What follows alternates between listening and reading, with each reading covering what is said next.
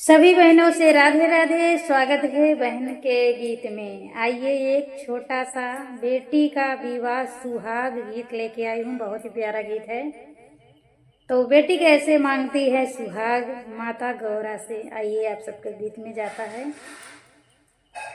हाथ जोड़ी पौआ पारी है मैया गौरा जी, हाथ जोड़ी पौआ पारी बेटी कावना देई देऊ देऊ सुहाग गौराया चला सुहाग जी देव देऊ महादेवया चला सुहाग जी देव देव महादेव आचरा सुहाग जी। बोली है गौरा मैया लिए हो सुहाग जी ले ना ले बेटियाँ चरा पसारी हो ले ना ले बेटियाँ जा पसार जी ले ना ले बेटी आचरा पसारी जी।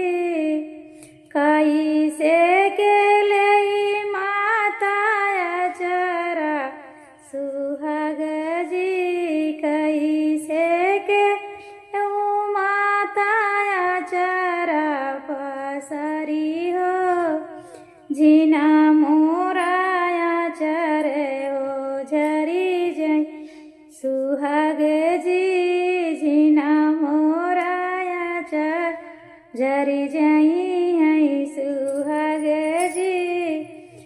अरली है हो सुहाग मैया बोलाई दुल्हे से ले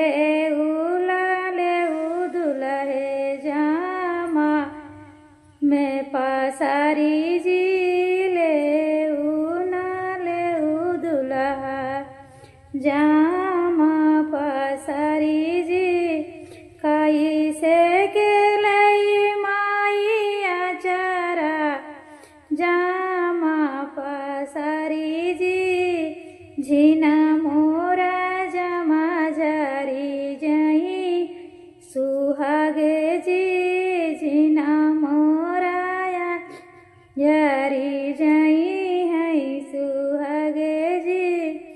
हाथ जोड़ी बिन पैया पारी माई तोहरे जी देऊ ना देऊ मैया आचला सुहाग जी देऊ ना दे मैया आचरा सुहाग जी।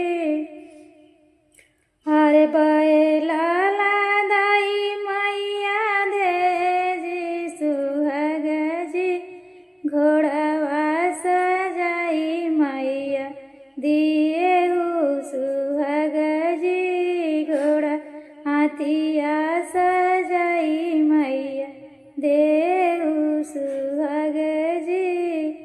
जई से बढ़ाई बेटी गंगा यमुना पानी जी, ओइसे ओइसे बढ़ाई बेटी तोहरा सुहाग जी, ओइसे ओइसे बढ़ाई बेटी तोहरा सुहाग जी।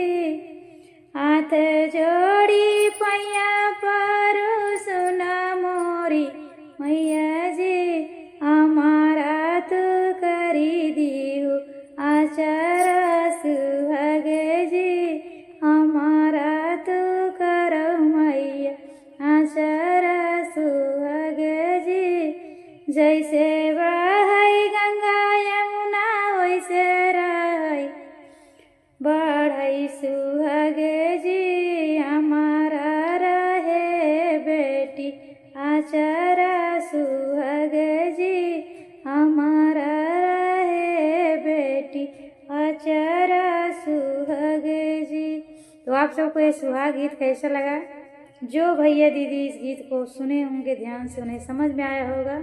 जो नहीं सुने होंगे कहे होंगे ये पता नहीं क्या रो रही है रा रा रा रा करके।